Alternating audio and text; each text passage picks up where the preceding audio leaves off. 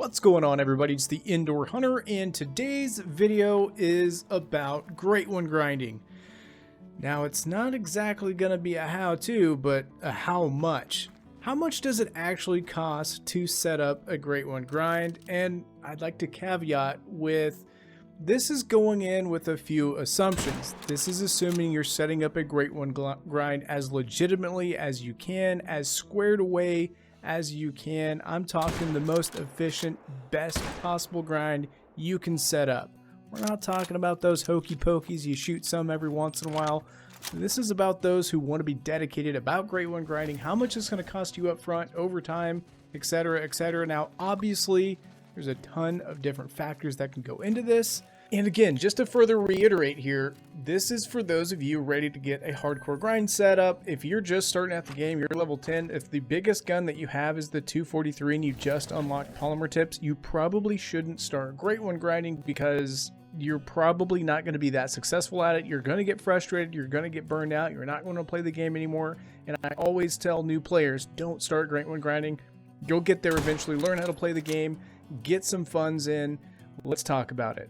This video is actually a response to some comments that I've seen in some videos about some misconceptions when it comes to Great One grinding. I've definitely heard my share of flack when it comes to the money side of things with Great One grinding.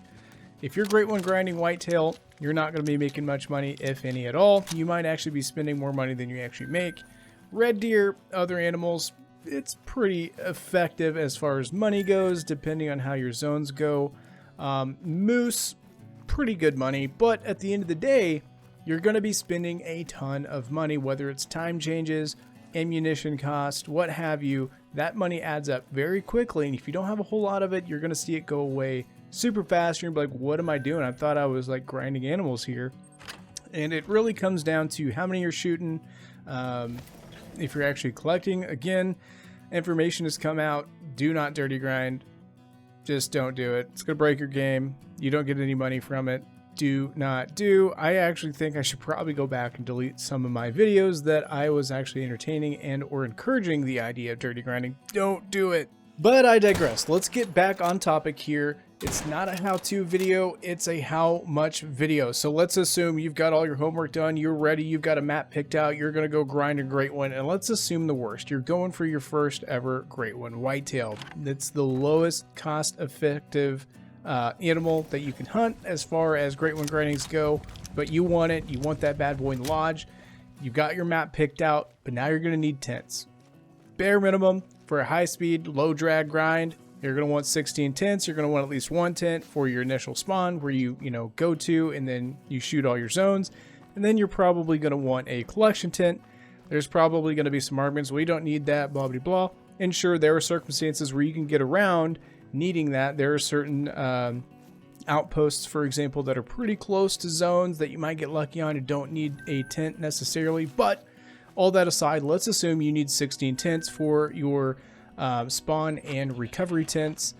Those are $16,000 a piece.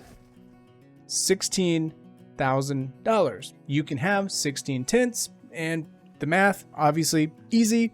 That comes out to $256,000 just for tents.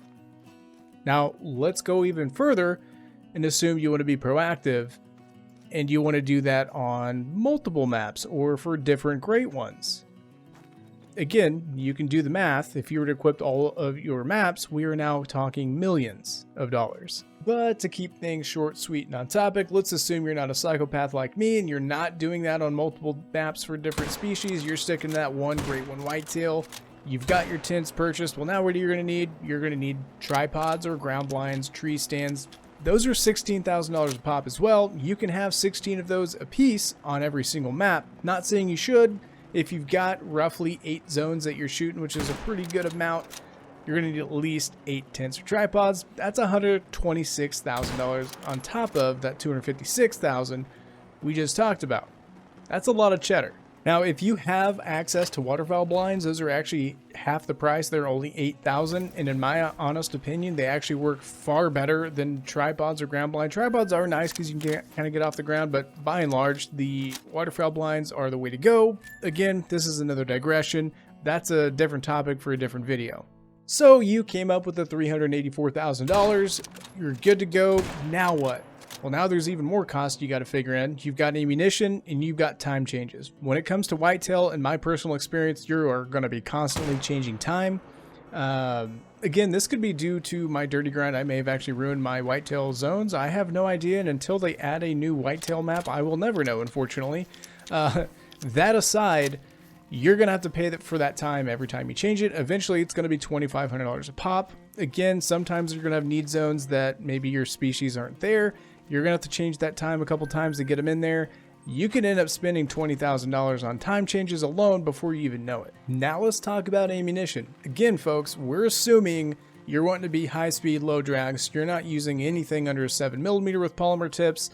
That's $880 every time you want to buy ammunition. And again, let's assume you're 100% accurate and you never miss. And you were one of the lucky ones. You got your Great One whitetail in 2,000 kills, which is about average, even though I've never personally have an average kill count Great One grind, nor do I know anyone that has. That aside, 2,000 kills, again, assuming you're using the 7mm at $880 for every 10 rounds, that's another $176,000 just for ammunition alone, assuming you never missed a single shot in those 2,000 kills, bringing our grand total up to a whopping $560,000 for that Great One whitetail. And again, further assuming you've been shooting some diamonds and some rares that you've been taxidermying, that's expensive. It gets even more expensive with bigger animals like moose or red deer. But we're going to stick to whitetail, which is roughly on average about $3,000 of taxidermy. Let's say you've shot 30 diamonds on your grind and you've got about 20 rares that you're taxidermy and you're proud of them. That's another $130,000 that you're going to be adding.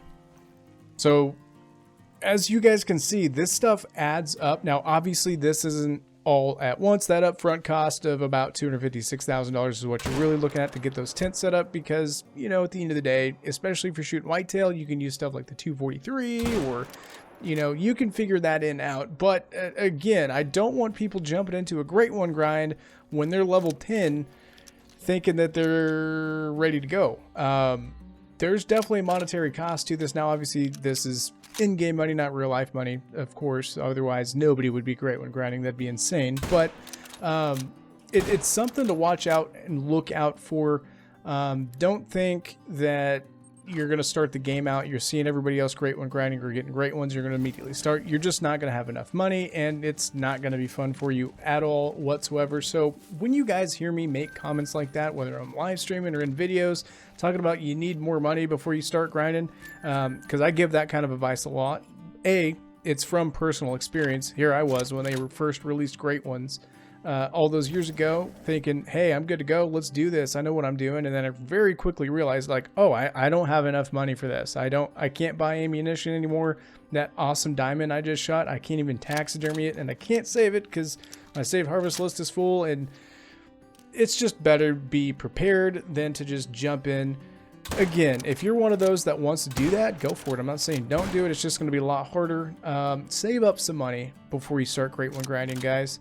In conclusion, I don't want to make it sound like I'm trying to keep people away from Great One grinding. Do what you got to do. I'm just warning you that you could potentially, if you're just starting out the game or don't have a whole lot of money, like, you could get burnt out real fast. Again, I kind of made this video assuming worst case scenario with the best case setup.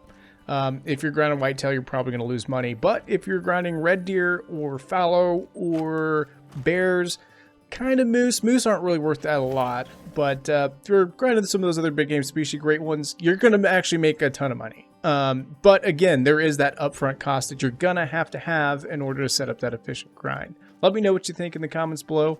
I'll see you guys on the next one.